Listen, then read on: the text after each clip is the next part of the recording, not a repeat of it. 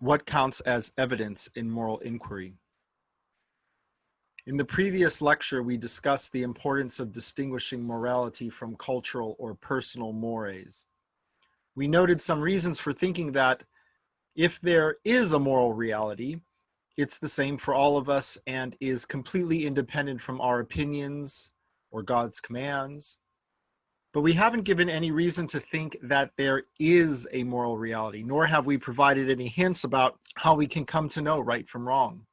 How one comes to discover what's right and wrong is a different question from how one comes to have opinions about what's right and wrong. Each of us has our own set of moral beliefs. We call these mores, long before we gain any ethical skill. Our parents, our older siblings, our school teachers, our religious leaders, and the wider culture, especially television, contribute mightily to forming our personal mores. Now, if moral facts are objective, as facts about chemistry or physics are, then we shouldn't rely too heavily on the mores we learned from those sources as we age. Why? Because in most circumstances, it would be as silly to trust those sources for moral wisdom as it would be to trust them on matters of chemistry or physics. Our culture, parents, religious leaders, etc., may be right, of course, but they may be wrong too. How can we evaluate the mores they imparted to us? The answer is that we have to conduct our own moral inquiry. Moral inquiry works the same basic way scientific inquiry does. It relies upon the interplay of data and theory. Let's start with data. The data in ethical theory is moral intuition.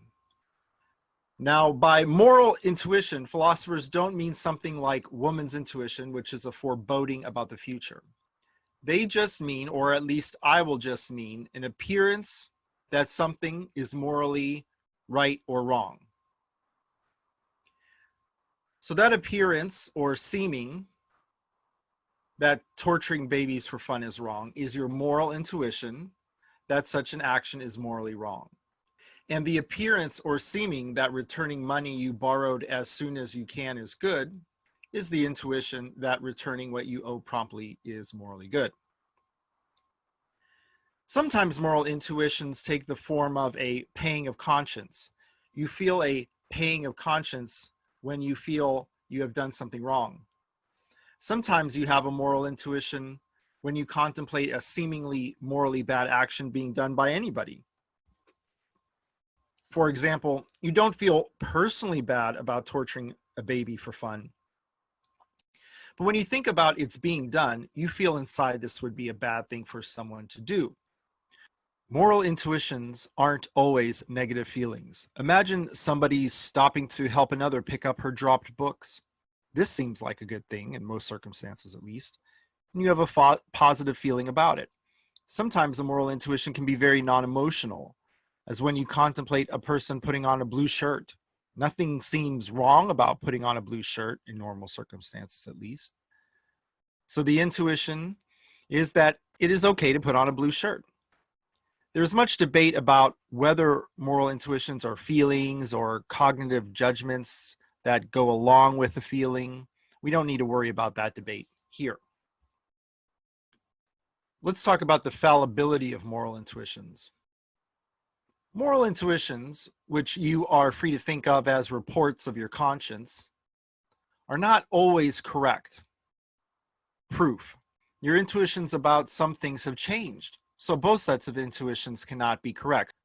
On capital punishment, for instance, I've gone from having intuitions that were in favor of capital punishment to against capital punishment, and now I have intuitions in favor of capital punishment again. And I may go back to having intuitions against it one day. I don't know. So they change. And so that's proof that your moral intuitions are not always correct, because it can't be the case that capital punishment is both morally just and morally unjust. Nonetheless, moral intuitions are the starting point in our ethical reasoning. They are analogous to sense data in science. After all, we tend to believe what visual reports tell us. For instance, If it visually seems like there's a lake in the distance, we tend to think there is a lake in the distance. We know, however, that appearances can be deceiving. That lake in the distance can be a mirage. Science, which is ultimately based on our senses, provides us with the means to test our appearances. And sometimes the discovery of sciences are surprising because of the way science shows our senses to be wrong.